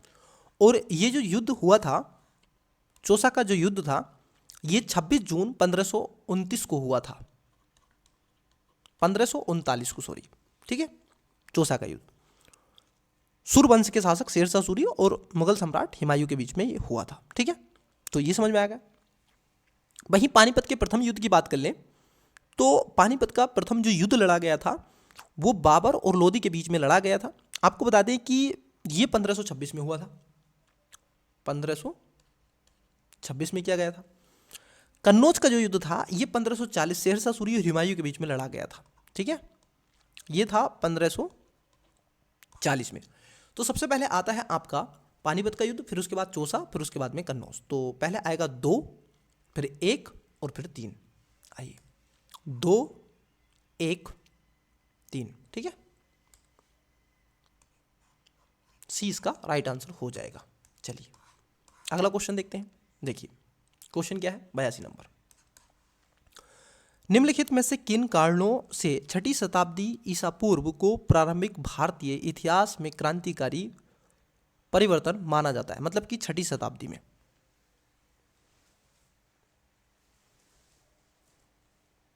बताइएगा, इसका करेक्ट आंसर देने का प्रयास कीजिएगा। पहला स्टेटमेंट है प्रारंभिक राज्यों और शहरों का उदय, दूसरा लोहे का बढ़ता उपयोग, तीसरा सिक्कों का विकास। नीचे दिए कूट का प्रयोग कर सही उत्तर चुनिए। ए केवल 1 और 2, बी केवल 2 और 3, सी केवल 1 और 3, डी 1, 2 और 3। वीडियो को पोस्ट करें, करेक्ट आंसर बताने का प्रयास करें। आई होप आपने इसका राइट आंसर दिया होगा। चलिए एक एक करके बात करते हैं। देखिए प्रारंभिक राज्यों और शहरों का उदय होना शुरू हो गया था, ये बात तो एकदम सही है, इसमें कोई दुराग्रह नहीं है, क्योंकि महत्वपूर्ण ये चीज़ें आपको मिलती हैं। इतिहास को जिसने भी समझा है तो वो आसानी से इस चीज़ को मान सकता है। तो पहला स्टेटमेंट क्या हो जाएगा, सही हो जाएगा। दूसरा भी लोहे का बढ़ता उपयोग और सिक्कों का विकास, क्योंकि आप सभी जानते हैं जिस तरीके से उस समय सिक्कों का प्रचलन हुआ था, ठीक है, और कैसे गुप्त काल में सिक्कों की और ज़्यादा भरमार आपको देखने के लिए मिली। हालांकि सिक्के तो पहले से चलते आ रहे थे, लेकिन ज़्यादातर जो सिक्के, सोने के सिक्के और भी कई तरह के सिक्के का प्रयोग यहाँ पर हुआ था। तो डी इसका करेक्ट आंसर हो जाएगा। चलिए नेक्स्ट क्वेश्चन की तरफ बढ़ते हैं। आइए अगला क्वेश्चन देखते हैं। 83 नंबर क्वेश्चन को पढ़िएगा, राइट आंसर दें।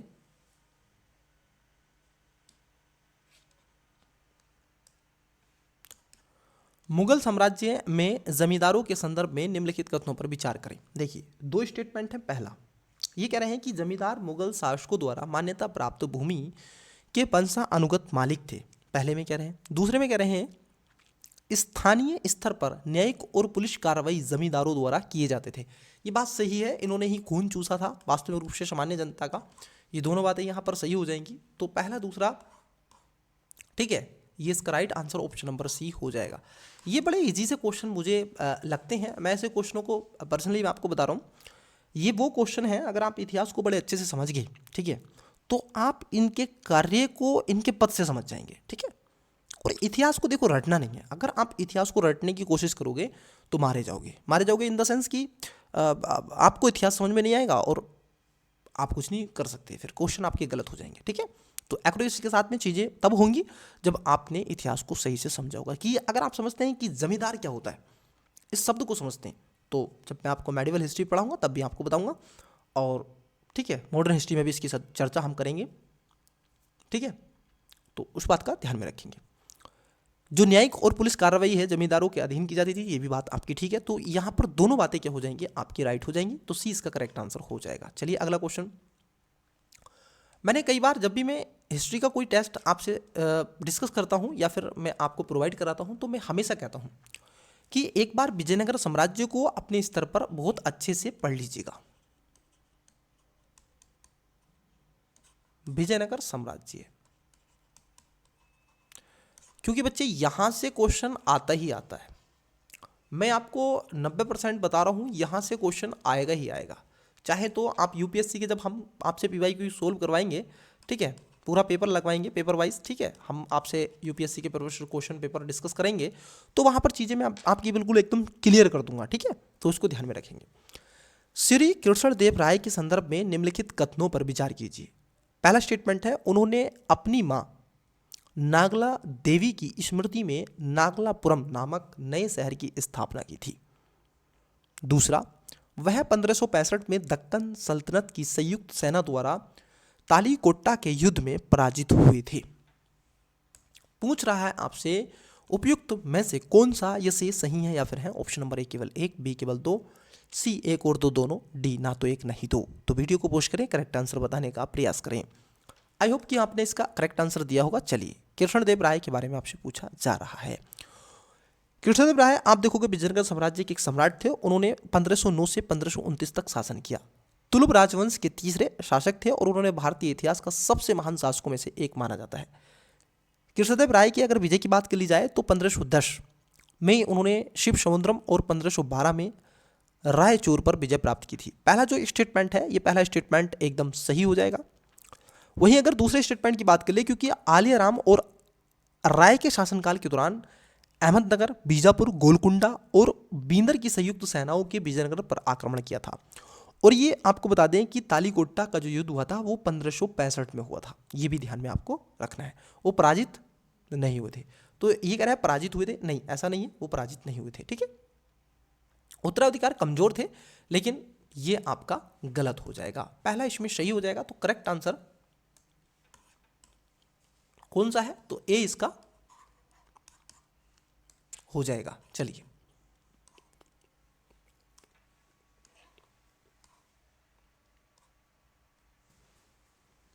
क्वेश्चन नंबर 85 का राइट आंसर दे बच्चे।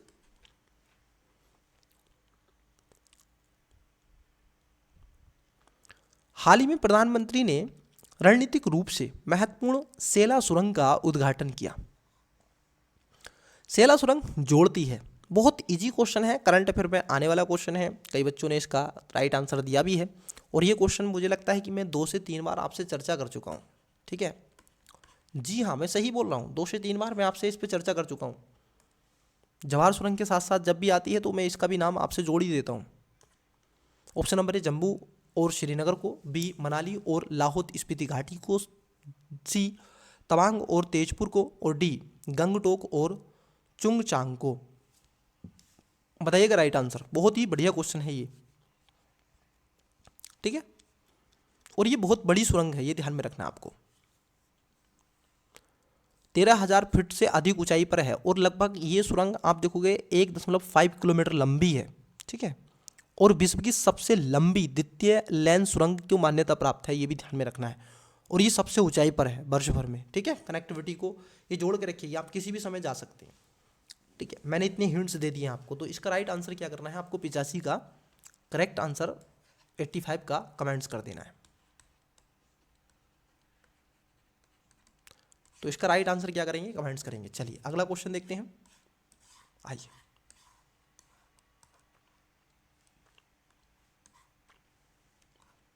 क्वेश्चन पढ़ते हैं। देखिए क्वेश्चन क्या है। सूफी संतों द्वारा उनसे संबंधित रचित ग्रंथों के संदर्भ में निम्नलिखित कथनों पर विचार कीजिए। अब बच्चे यहां पर आपसे 3 स्टेटमेंट पूछे गए हैं। पहला, मुक्तबात ग्रंथों में सूफी संतों के वार्तालाप का उल्लेख है।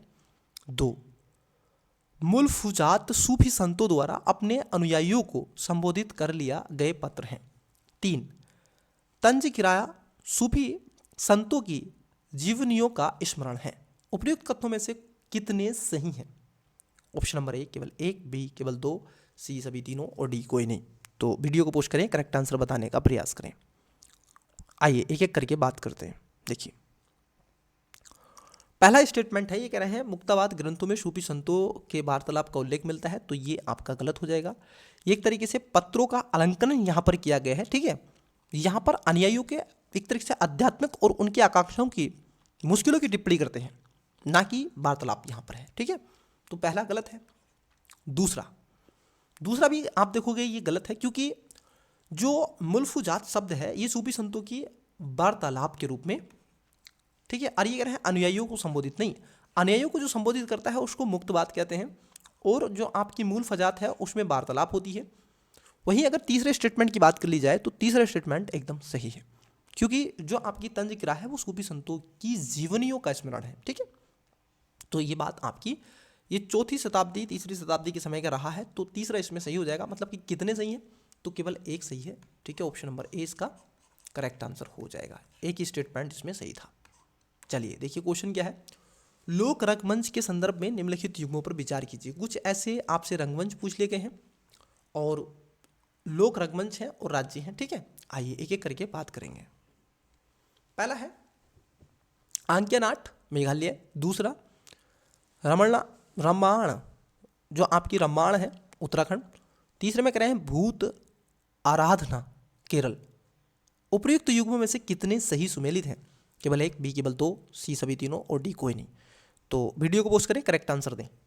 आई होप कि आपने इसका राइट आंसर दिया होगा। चलिए एक एक रंगमंच की बात करते हैं। देखो ये है आंक्यनाट, आंक्यनाट की बात कर लें तो आंक्यनाट ये आपका मेघालय में नहीं है बच्चे, ठीक है। ये आपका मेघालय में नहीं है, कहाँ पर है, ये आपका असम में है। कहाँ पर है, वन सेकेंड,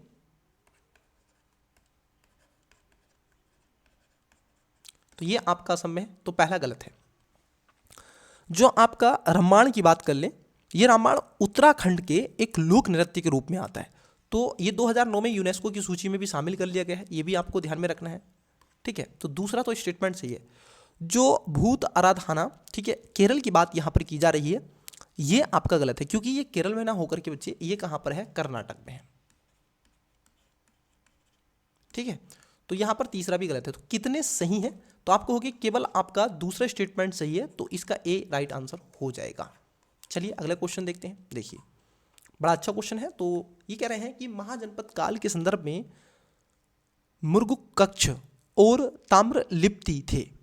अब बड़ा अच्छा क्वेश्चन है। ऑप्शन नंबर ए पंचमार्क सिक्के, बी बंदरगाह शहर, सी धार्मिक देवता और डी कर संग्रहण करने वाले अधिकारी।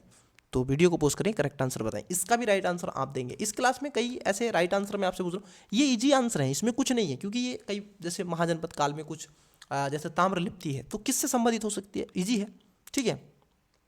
और यूपीएससी का ध्यान इसकी तरफ बहुत ज़्यादा है, ध्यान में रखना है ऐसे क्वेश्चन, ठीक है। तो बताइएगा इसका राइट आंसर, कमेंट्स करें। बहुत ईजी क्वेश्चन है, बस आपको थोड़ी सी स्मृति, मैं हिंट्स दे रहा हूँ कि यूपीएससी ने, आप देखोगे पिछले 2 से 3 वर्षों में बहुत क्वेश्चन पूछ रहा है इस पे। हर बार आप देखोगे पर ईयर्स 1 से 2 क्वेश्चन यहाँ से आ रहे हैं, ठीक है। ये भी ध्यान में रखो, इतिहास से क्वेश्चन आ रहे हैं तो यहाँ से क्वेश्चन बन रहे हैं, ऐसे शब्दों का उच्चारण कर रहा है। तो इतना सारा हिंट्स दे रहा हूँ मैं आपको, तो आप बता सकते हैं, ठीक है। ये ताम्रलिप्ति बंगाल में था और आपका मुर्गू कक्ष जो है ये गुजरात से संबंधित है, ठीक है। बताइएगा। चलिए अगले क्वेश्चन की तरफ बढ़ते हैं।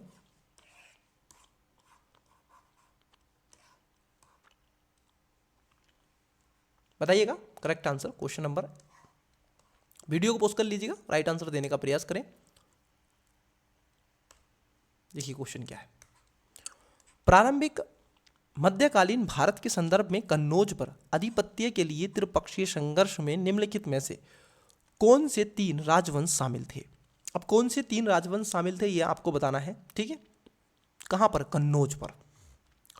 चोल, होयसल और चालुक्य, बी राजपूत, गजनबी और मामलुक, सी गुजर प्रतिहार, पाल, राष्ट्रकूट, डी गजपति सेन और चालुक्य। वीडियो को पोस्ट करें, करेक्ट आंसर बताएं। ये भी बहुत इजी क्वेश्चनों में से एक क्वेश्चन आपका आता है।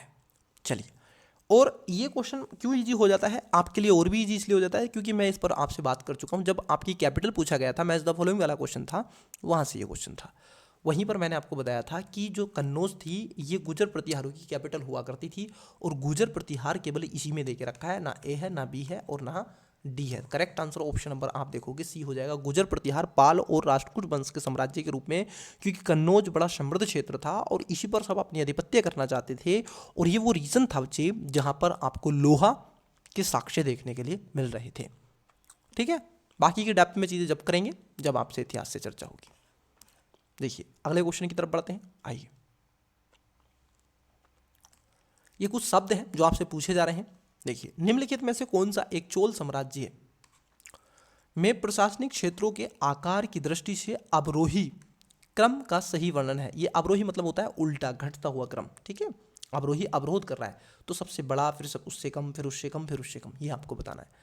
पहला है मंडलम, दूसरा है नाडु, तीसरा है ये कह रहे हैं कि कुर्रम, फिर बलनाडु। बी मंडलम, पलनाडु, नाडु, कुर्रम। सी बलनाडु, नाडु, मंडलम, कुर्रम। डी कुर्रम, नाडु, बलनाडु, मंडलम। तो वीडियो को पोस्ट करें, करेक्ट आंसर बताएं, बड़ा अच्छा क्वेश्चन है। देखिए, चोल साम्राज्य में अलग अलग तरीके से इनको विभाजित किया गया था। साम्राज्य को मंडलम, ठीक है, ये कहा करते थे, वहीं पर बलनाडु, नाडु और कुर्रम में विभाजित किया गया था। तो इसका जो करेक्ट आंसर होगा वो होगा बी। अगर हम देखें मंडलम, मंडलम क्या कहते हैं? मंडलम कहते हैं हम किसको? प्रांत को। लिख लीजिए बच्चे, मंडलम कहते हैं प्रांत को। वही जो बलनाडु है, बलनाडु मतलब कि जिला स्तर के माना जाता था, तो इसको जिला कहते हैं। जो नाडु होता है, ये आपको मैं आपको बता दूं कि जो नाडु है, ये उसके एक तरीके से बलनाडु के भीतर ही शीघ्र रूप से कहे जाते हैं। जिला या जिलों के अंतर्गत उपखंड हुआ करता था, ठीक है, उपखंड होते थे, तो ये उपखंड होते थे, उपखंड के रूप में जिला के नीचे। और कुर्रम जो हुआ करता था, ये गांवों का समूह या क्षेत्र होता था, ठीक है, गांवों का समूह इसको कहते हैं। तो 20 का करेक्ट आंसर हो जाएगा। तो इसको लिख लीजिएगा, जैसे मंडलम के आगे प्रांत लिखना है, वलनाडु के आगे जिला, और उपखंड लिख लेना है नाडु, और कुर्रम मतलब कि गांवों का एक समूह है। चलिए अगले क्वेश्चन की तरफ बढ़ते हैं, नेक्स्ट क्वेश्चन लेते हैं।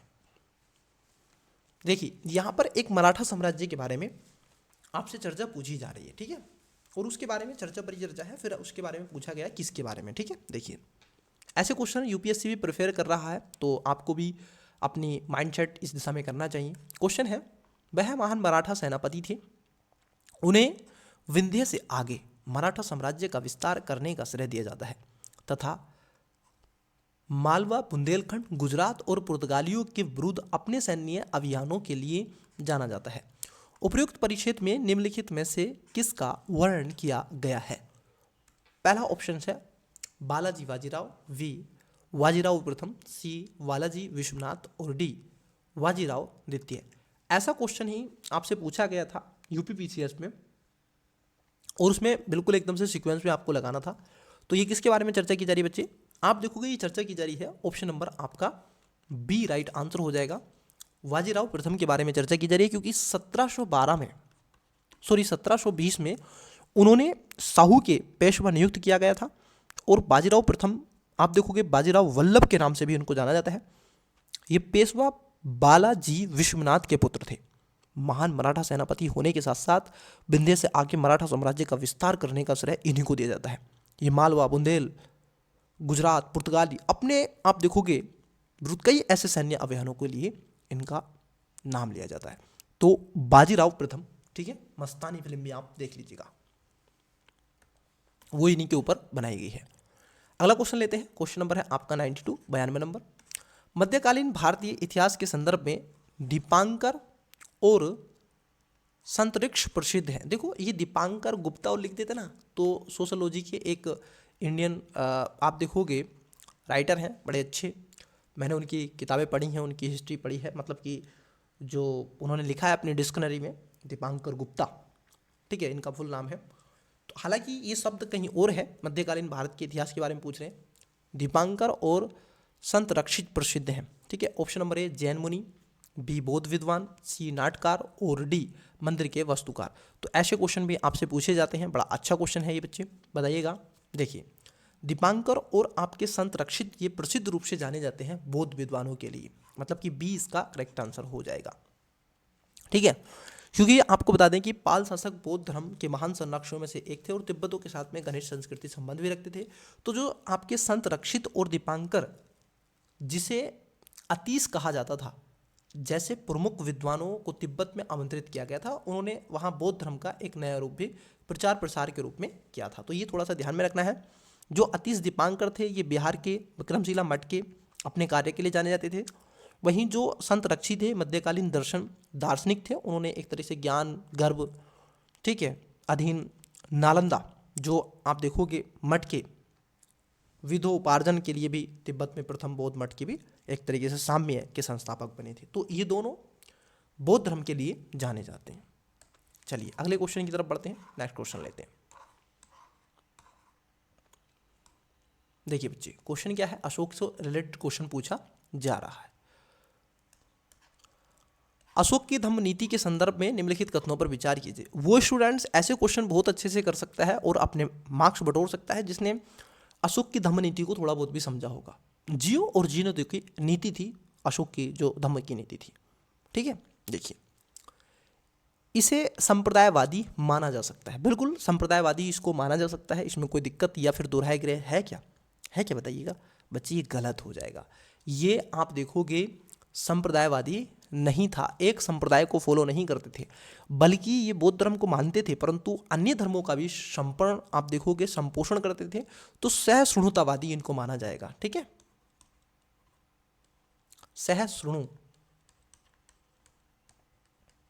सहिष्णुतावादी इनको माना जाएगा, ना कि आपके सांप्रदायिकतावादी। ठीक है, दूसरा है इसका मानना था कि यदि लोग भला आचरण करेंगे तो स्वर्ग में जाएंगे और निर्वाण प्राप्त करेंगे।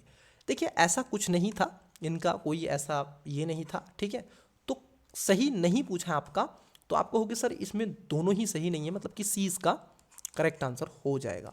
तो ये भी ध्यान में रखना है, आपसे सही पूछा है या सही नहीं पूछा है। कई बार हमसे पूछा गया कुछ और होता है और हम कुछ और लगा देते हैं। ठीक है, तो ये भी ध्यान में रखना है। आइए अब यहाँ पर कुछ आपसे स्टेटमेंट पूछे जा रहे हैं और एक बड़ा लंबा चौड़ा पैराग्राफ लिख दिए हैं और आपसे पूछ रहे हैं किसके बारे में चर्चा की जा रही है। ठीक है, देखिए क्वेश्चन नंबर है 94। वैज्ञानिकों ने पार्थेनोजेनेसिस के माध्यम से अलैंगिक प्रजनन करने के लिए फ्रूट फ्लाई मतलब कि आप देखोगे फल मक्खी को आनुवांशिक रूप से संशोधित किया है। निम्नलिखित कथनों में से कौन सा एक पार्थेनोजेनेसिस मतलब कि पीजी का स्पष्ट वर्णन करता है? आइए देखिए, ऑप्शन नंबर ए, यह फ्रूट फ्लाई में पाई जाने वाली लैंगिक प्रजनन विधि है। बी, इसे संतति पैदा करने के लिए शुक्राणु द्वारा अंडाणु का निषेचन शामिल है। सी, यह अलैंगिक प्रजनन प्रक्रिया है जिसमें मादा बिना निषेचन के भ्रूण विकसित कर सकती है। डी, यह पौधों में प्रयोग की जाने वाली एक प्रकार की आनुवांशिक संशोधन तकनीक है। तो वीडियो को पॉज करें, क्वेश्चन नंबर आप 94 का राइट आंसर देने का प्रयास करें। मैंने कहा था कि जब भी आपसे साइंस एंड बायोटेक्नोलॉजी से या रिलेटेड क्वेश्चन आएंगे, साइंस एंड टेक्नोलॉजी से जिसमें संभावना व्यक्त कर रहे हूँ, अगर आपको पता ना हो तो वह क्वेश्चन राइट होने के चांसेस ज़्यादा होते हैं। और इसमें भी यही है कि यह अलैंगिक प्रजनन प्रक्रिया है जिसमें मादा बिना निषेचन के भ्रूण विकसित कर सकती है। ठीक है, तो इसका right answer option number C हो जाएगा। चलिए अगला क्वेश्चन देखते हैं। नेक्स्ट क्वेश्चन है आपका सिंधु घाटी सभ्यता के बारे में। इंडस वैली सिविलाइजेशन की अर्थव्यवस्था के संदर्भ में निम्नलिखित कथनों पर विचार करें। अब देखो टारगेट किया गया है, क्वेश्चन है किसकी तरफ? अर्थव्यवस्था की तरफ। बच्चे राइट आंसर दें। पहला स्टेटमेंट है यहाँ के लोग पशुपालन का कार्य करते थे। ये बात आपकी क्या हो जाएगी? सही हो जाएगी। यहाँ पर कई लोग आप देखोगे भेड़ बकरी वगैरह पालते थे, गाय के कोई साक्ष्य नहीं मिलते हैं। ठीक है, बैल के कुबड़वाला सांड के कई ऐसे साक्ष्य आपको मिलते हैं। दूसरा है उन्हें हल के बारे में पर्याप्त ज्ञान न होने की वजह से कृषि उत्पादकता कम हो गई। ऐसा नहीं है, आप देखोगे हल से वो बहुत ज़्यादा परिचित थे। बनावली अगर आप देखोगे तो उसमें जोते हुए खेत के साक्ष्य आपको मिलते हैं। ठीक है, तो ये कई चीज़ें आपको मिलती हैं। तो यहाँ पर जो है, क्योंकि यहाँ पर मवेशी में भैंस भेड़ बकरी सुअर कुत्ता जैसे पालतू जानवर थे। ठीक है, और उसके साथ साथ आप देखोगे यहाँ पर कई ऐसे टेराकोटा मिट्टी के बने हल भी आपको प्रतीक मिलते हैं। ठीक है, हड़प्पा सभ्यता में जुते हुए खेत की साक्ष्य कई ऐसे बताते हैं। तो ये बात आपकी क्या हो जाती है? दूसरी वाली गलत हो जाती है, पहली वाली पूछ रहे हैं कि कौन सा सही है, तो पहला इसमें सही हो जाएगा कि option number A is the right answer. ठीक है, चलिए अगला क्वेश्चन देखते हैं। आइए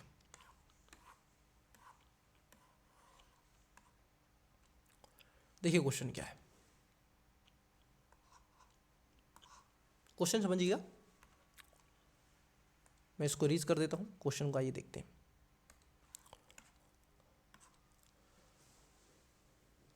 नालायार दिव्य प्रबंधम के संदर्भ में निम्नलिखित कथनों पर विचार कीजिए। पहला, यह 12 आलवारों द्वारा रचित तमिल पद्यों का संग्रह है। दूसरा, इसके वर्तमान स्वरूप का संकलन नाथ मुनिंगल द्वारा किया गया था। उपयुक्त कथनों में से कौन सा यस ये सही है या फिर है? ऑप्शन नंबर ए केवल एक, बी केवल दो, सी एक और दो दोनों, डी ना तो एक नहीं दो। देखिए ये जो नालियार दिव्य प्रबंधम है, अगर हम इसकी बात कर लें तो यह है 12 अलवरो द्वारा रचित तमिल आप देखोगे पद्यों का एक संग्रह के रूप में जाना जाता है और इसके वर्तमान स्वरूप संकलन नाथ मुनिंगल द्वारा किया गया था। ये भी दोनों बातें इसमें क्या है, सही हो जाएंगी। ठीक है, तो यहां पर पूछ रहे हैं कि कौन सा सही है, तो दोनों स्टेटमेंट यहां पर सही है बच्चे, मतलब कि राइट आंसर क्या हो जाना चाहिए, ऑप्शन नंबर सी इसका करेक्ट आंसर हो जाएगा। चलिए अगले क्वेश्चन की तरफ बढ़ते हैं, अगला क्वेश्चन देखते हैं। देखिएगा क्वेश्चन क्या है, आइए। भारतीय इतिहास के संदर्भ में निम्नलिखित में से कौन सा अपभ्रंश शब्द का सर्वोत्तम वर्णन है? जरा बताइए बच्चे, अपभ्रंश ये हिंदी से थोड़ा सा उसके इतिहास को ठीक है टटोलने का काम कर रहा है, तो आपसे पूछ रहा है, कोई इसमें दिक्कत तो है नहीं। ठीक है, ऑप्शन नंबर ए सांस्कृतिक साहित्य का शास्त्रीय स्वरूप है, नहीं, अपभ्रंश इसका स्वरूप नहीं है। हिंदू धार्मिक ग्रंथों में प्रयुक्त पवित्र भाषा है, नहीं, अपभ्रंश नहीं। मध्यकालीन भारत में प्रयोग की जाने वाली लोक भाषाओं में से एक कही जाती है अपभ्रंश भाषा। ठीक है, ये बात एकदम सही है। प्राचीन भारतीय नहीं, तो इसका सी राइट आंसर हो जाएगा। चलिए अगला क्वेश्चन देखते हैं और इसका राइट आंसर बताइएगा। बहुत ही अच्छा क्वेश्चन आपसे पूछ लिया है, 98 क्वेश्चन देखिए क्या है। साहित्यिक कृति कीर्तन घोष की रचना किसके द्वारा की गई थी? शंकरदेव, बी रामानंद, सी बल्लभाचार्य, डी चैत्य महाप्रभु। तो वीडियो को पोस्ट करें और क्वेश्चन नंबर आप देखोगे 98 का राइट आंसर कमेंट्स करें। ठीक है, चलिए तो अगले क्वेश्चन, अब जहां पर कमेंट्स लिखा हुआ है उसको क्लिक कर दो, वही आपका करेक्ट आंसर हो जाएगा। आइए, ओके, यहां पर ये वाह ये क्वेश्चन कुछ इन्होंने इंग्लिश में कन्वर्ट कर दिए। तो जो बच्चा इंग्लिश में देना चाहता है, इंग्लिश में भी क्वेश्चन को consider the following statement about the empire, Akbar के बारे में क्वेश्चन पूछा, वाह, पढ़ लीजिएगा। इधर हम पढ़ते हैं, आइए हिंदी वाले बच्चे देखिए। ये कह रहे हैं सम्राट अकबर के संदर्भ में निम्नलिखित कथनों पर विचार करें। पहला, उसका राज्याभिषेक 13 वर्ष की आयु में हुआ था। ठीक है, उसने हेमू के विरुद्ध पानीपत का तृतीय युद्ध में भाग लिया। नंबर 3, उसने हल्दी घाटी का युद्ध स्वयं लड़ा। उपयुक्त में से कितने सही हैं? केवल एक, बी केवल दो, सी सभी तीन और डी कोई नहीं। तो 99 का राइट आंसर बताइएगा। अकबर तो आपने कई बार पढ़ा ही होगा। देखिए पहला जो स्टेटमेंट है, पहला स्टेटमेंट सही हो जाएगा क्योंकि उसका राज्याभिषेक 13 वर्ष की आयु में, 13 वर्ष कुछ महीने की आयु में हुआ था। ठीक है, ये आपको ध्यान में रहेगा। बाबर और हुमायूं के पश्चात अकबर ही मुगल साम्राज्य का तीसरा सम्राट बना था। 1556 में मात्र 13 वर्ष की आयु में हुआ था। पानीपत का जो तृतीय युद्ध था आप देखोगे 15 नवंबर 1556 को, और आदिल शाह सेनापति और हेमचंद्र विक्रमादित्य, ठीक है, लोकप्रिय नाम हेमू के साथ में लड़ा गया था। तो ये बात ध्यान में रखना है। तो दूसरा इसमें गलत है, तीसरा भी गलत है, उसने स्वयं नहीं लड़ा था। हल्दी घाटी का जो युद्ध था, अगर इसकी हम बात कर लें तो ये आप देखोगे 18 जून 1556 को 76 को महाराणा प्रताप के नेतृत्व वाली मेवाड़ सेना और अमेर के मानसिंह प्रथम के नेतृत्व वाली मुगल सेना के बीच में हल्दी घाटी का युद्ध लड़ा गया था। तो यहाँ पर जो मानसिंह थे, ठीक है, जो अकबर की पत्नी थी जोधाबाई, ठीक है, तो उसका जो भतीजा था मानसिंह, तो उनके बीच में उनके नेतृत्व में लड़ा गया था, ना कि स्वयं अकबर था। तो इसका पहला वाला करेक्ट आंसर हो जाएगा, ऑप्शन नंबर ए इसका राइट आंसर हो जाएगा। चलिए आइए आज की क्लास का अंतिम और लास्ट क्वेश्चन देखते हैं क्या है। देखिए क्वेश्चन नंबर है 100। ठीक है, निम्नलिखित अब आपको विचार करना है। परंपरागत रूढ़िवादी दर्शन है और यहाँ पर दर्शन है। अब कुछ दर्शनों के बारे में आपसे चर्चा पूछी जा रही है। ठीक है, कोई भी इसका राइट आंसर देगा, आइए निकालने का प्रयास करेंगे। देखिए आंसर कैसे निकालते हैं। ठीक है, देखिए सांख्य दर्शन, यह है वास्तविकता की द्वैतता, प्रकृति अर्थात प्रकृति और पुरुष में विश्वास करता है। ठीक है, ये जो कह रहे हैं सांख्य दर्शन के बारे में, वास्तविक ज्ञान से मोक्ष प्राप्त किया जा सकता है क्या, इसकी बात ये की जा रही है। तो आप कहोगे ये बात एकदम सही है। पहला वाला स्टेटमेंट इसमें क्या हो जाएगा, सही हो जाएगा। न्याय दर्शन, यह ईश्वर को ब्रह्मांड का रचिता, संरक्षक और विनाशक मानता है। क्या ऐसा है कि ये खास तौर पर आप देखोगे जो न्याय है ये इसकी बात करते हैं या नहीं करते? बिल्कुल, ये भी बात आपकी क्या हो जाएगी, सही हो जाएगी। वहीं अगर हम वैशेषिक दर्शन की बात कर लें तो ये खास तौर पर इनके अनुसार अगर हम देखें तो इनका मानना है कि ब्रह्मांड के परमाणु चरित्र की पहचान से मोक्ष संभव है। तो ये तीनों बातें यहाँ पर क्या हो जाती हैं, आपकी करेक्ट हो जाती हैं। तो यहाँ पर पूछ रहे हैं कितने सही हैं। तो एक बार बच्चे यहाँ पर कितने सही हैं, मतलब कि आप देखोगे तीनों सही हैं। इन सब के अलावा अगर आप इस चीज़ को और देख लें तो इन सब के अलावा आपको जैसे योग दर्शन आपको यहीं पर मिलता है, पतंजलि, ठीक है। इसका ऐसे याद रखना है आपको। जैसे आपसे पूछेगा ना कि सांख्य दर्शन, तो सांख्य दर्शन के कपिल मुनि हैं, ये भी कई बार पूछ लेता है। योग के पतंजलि हैं। मीमांसा जिसमें दर्शन की बात कर ले तो प्रवर्तक जैमिनी है। वेदांत उत्तर मीमांसा की बात कर ले तो यहाँ पर आपको जो मिलेंगे, हालांकि इसने आत्मा के बारे में बात होती है, इसको द्वैतवाद, ठीक है, अद्वैतवाद समान और असमानता में द्वैत की बात करते हैं। तो आप देखोगे यहाँ पर कई चीज़ें आपको मिल जाती हैं, ठीक है। द्वैतवाद, वेदांत, विशिष्ट द्वैतवाद, रामानुजाचार्य, तो कई यहाँ पर इस तरीके से ये कई तत्वों में टूट गया है। न्याय के गौतम है, ठीक है, तो इनको ध्यान में रखना है। वैशेषिक के आपको कणाद मिलते हैं, ठीक है, तो ये भी आपको ध्यान में रखना है। तो बच्चे आज की क्लासेस में क्या है, आज की क्लास में बच्चे इतना ही रहने देते हैं, क्योंकि ये आपका जो टेस्ट नंबर, ठीक है, जो टेस्ट नंबर है आपका टेस्ट नंबर 5 जो विजन आईएएस का है, ये कंप्लीट हो गया है। तो आज की क्लासेस में बच्चे इतना ही रहने देते हैं। मिलते हैं आपसे अगले किसी क्लासेस में अगले एक टेस्ट के साथ में। तब तक के लिए मन लगा के पढ़ते रहिएगा, रिवीजन करते चलिएगा। Best of luck, bye.